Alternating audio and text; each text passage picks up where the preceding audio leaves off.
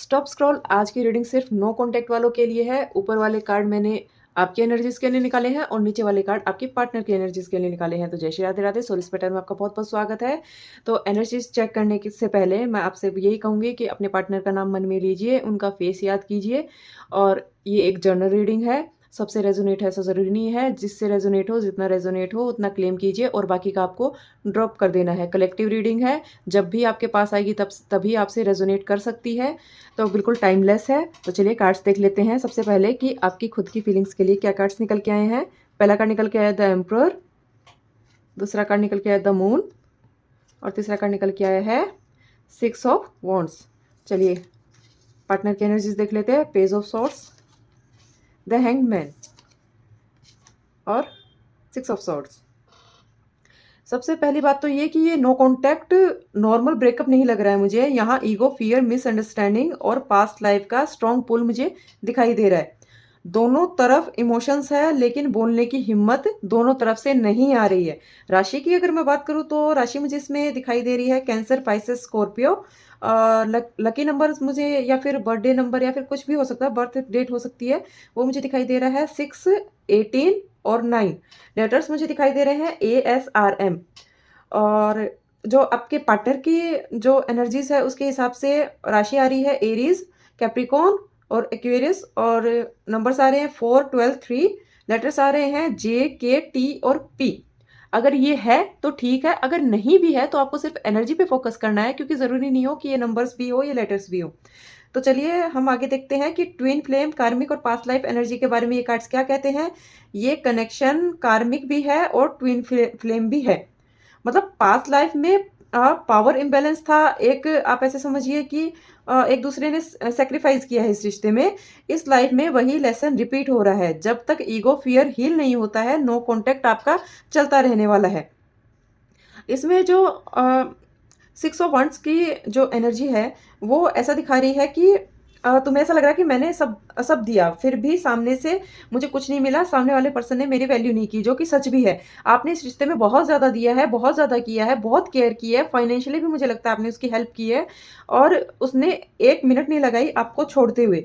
और उससे तुम्हारा ईगो भी बहुत ज़्यादा हर्ट हुआ, तुम्हारे इमोशंस बहुत ज़्यादा हर्ट हो गए हैं। और तुम चाहते हो वो पहले आए, पहले मनाए, लेकिन आए वो आपकी शर्तों पे। और मुझे ऐसा दिखाई दे रहा है कि तुम मूव ऑन करना चाहते हो, पर हो नहीं पा रहा है तुमसे। तुम चाहते हो कि इतना लंबा जो समय निकल गया है नो कॉन्टैक्ट का, तो अब मुझे मूव ऑन कर लेना चाहिए, लेकिन तुम्हारा दिल ये बात बिल्कुल भी मानने को तैयार नहीं है। दिमाग बोलता है इस रिश्ते से निकल जाओ, लेकिन दिल बोलता है कि थोड़ा टाइम और वेट करते हैं, क्या पता आपका पर्सन वापस आ जाए। तो आपका दिल वहीं पे अटका हुआ है। मेमोरीज बार बार वापस आ रही है। नो कॉन्टैक्ट होने के बाद भी मेंटली आप कनेक्टेड फील कर रहे हो। द मून की जो एनर्जी है वो दिखा रही है कि कन्फ्यूजन बहुत ज़्यादा है, ओवर थिंकिंग बहुत ज़्यादा है, फियर बहुत ज़्यादा है। ये आपकी फीलिंग्स है आपके अंदर। और कहीं आपको ऐसा लगा कहीं वो मुझे भूल तो नहीं गए हैं, या फिर वो चुपचाप मुझे याद भी करते हैं या नहीं करते हैं। तो मैं आपको बता देती हूँ, वो आपको बहुत याद करते हैं। आपको वो बिल्कुल भी भूल नहीं पाए हैं, क्योंकि जितना टाइम आपने इस रिश्ते में दिया है सामने वाले ने भी बराबर दिया है। तो आपको भूल पाना तो बिल्कुल नामुमकिन जैसा है। तो और अगर मैं आपके पार्टनर की एनर्जीज देखूं तो उनका ईगो मुझे बहुत ज़्यादा स्ट्रांग दिखाई दे रहा है। बहुत ईगो वाले पर्सन है आपके, कंट्रोल फ्रीक है। आप पे बहुत कंट्रोल करके रखना चाहते हैं। जब मन हो तब बात करे, जब मन हो तब ना करे। 10-10 दिन, एक महीना पूरा बात बिना बात किए निकाल दे, लेकिन खुद आए तो आप एक बार में उनको अवेलेबल चाहिए कि मैं एक फ़ोन करूँ तो तुम पहली बार में फ़ोन उठा लो। ऐसा आपका पर्सन है। अपनी फीलिंग्स को दिखाना वो कमज़ोरी समझता है। वो ये समझता है कि मैं अपनी फीलिंग्स अगर इसको दिखाऊंगा तो मैं कमज़ोर बन जाऊंगा। वो सोचता है अगर मैं झुक गया तो हार जाऊंगा, जबकि उसको ये नहीं पता कि रिश्ते में कभी-कभी झुकना भी पड़ता है। जो द हैंगमैन की एनर्जी है वो दिखा रहा है कि वो वेट कर रहा है तुम्हारे आने का। वो खुद नहीं आना चाहता, क्योंकि पहला कार्ड साफ-साफ बता रहा है कि उसमें बहुत ज़्यादा ईगो है, इसलिए वो खुद नहीं आना चाहता है। लेकिन तुम्हारे आने का बहुत बेसब्री से वो वेट कर रहा है। सिचुएशन को वो थोड़े से अलग नज़रिए से देख रहा है। अंदर से गिल्ट है, पर एक्शन लेने में वो पर्सन बिल्कुल अटका हुआ है।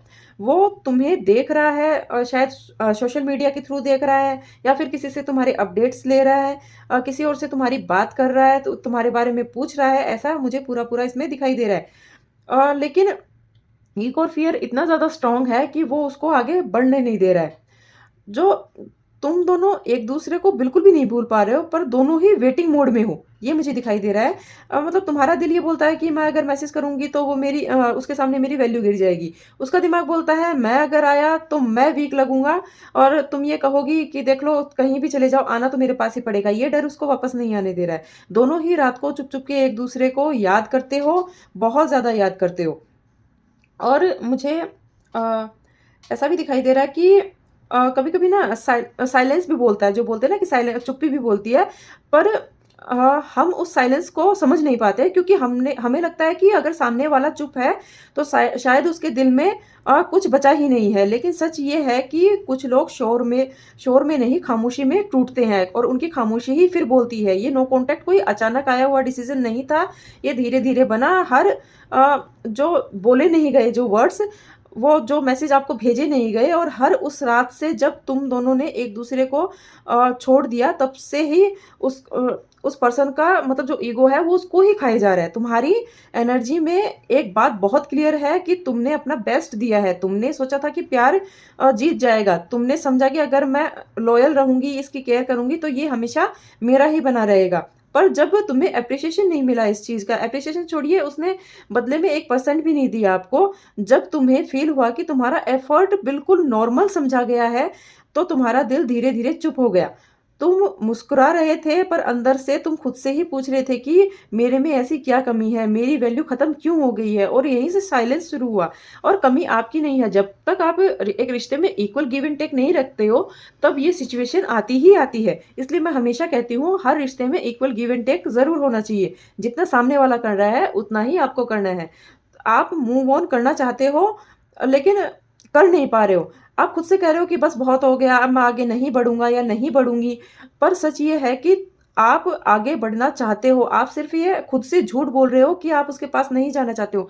क्योंकि अगर ऐसा होता, तो आज यहाँ पे बैठ के आप मेरी रीडिंग नहीं देख रहे होते। क्योंकि तुम्हारा मन वहीं पे अटका हुआ है, उसी जगह पे, उसी यादों में, उसी इंसान में। रात के वक़्त जब सब शांत होता है ना, तब तुम्हारा दिमाग नहीं, तुम्हारा दिल बोलता है, और तुम्हारा दिल अभी भी उसी से बात करता है जिससे तुम नो कॉन्टैक्ट में हो। अब अगर मैं आपके पार्टनर की करूँ, जो बाहर से बहुत ज़्यादा स्ट्रॉन्ग दिखा रहे हैं खुद को, जिससे लगता है कि इमोशन दिखाना एक कमज़ोरी होती है। जो मानता है कि कंट्रोल उसके हाथ में ही होना चाहिए, आपके हाथ में नहीं होना चाहिए। वो तुमसे कम फ़ील नहीं करता है, वो बस अपनी फीलिंग्स को एक्सेप्ट नहीं कर पा रहा है। उसका ईगो बोलता है अगर मैं वापस गया तो मैं हार जाऊँगा, पर उसका दिल चुप-चुप के मानता है कि मैंने गलती की है। वो रुक गया है, ना आगे बढ़ पा रहा है और ना ही वो पीछे आ पा रहा है। तुम्हें लगता है वो चिल है, बिज़ी है, हैप्पी है, और शायद वो किसी न किसी थ्रू आप तुम्हें ये दिखाने की कोशिश कर रहा है। लेकिन सच ये है कि वो तुम्हें ऑब्ज़र्व कर रहा है, तुम्हारी ऑनलाइन प्रेज़ेंस चेक कर रहा है, तुम्हें स्टॉक कर रहा है, तुम्हारी खामोशी, तुम्हारी लाइफ़ के छोटे-छोटे अपडेट्स वो कहीं न कहीं से ले रहा है। वो मैसेज टाइप करता है, फिर डिलीट करता है, फिर सोचता है कि शायद कॉल करूँ, ना करूँ, इसी चीज़ में वो उलझा हुआ है। क्योंकि उसको क्या है, जैसे ही वो आपको कॉल करने वाला होता है, उसका ईगो उसके बीच में आ जाता है। ये कनेक्शन नॉर्मल नहीं है।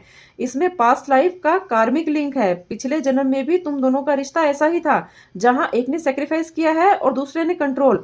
इस जन्म में यूनिवर्स तुम दोनों को वही लेसन रिपीट करवा रहा है, ताकि इस बार तुम दोनों उससे ठीक तरह से कंप्लीट कर सको।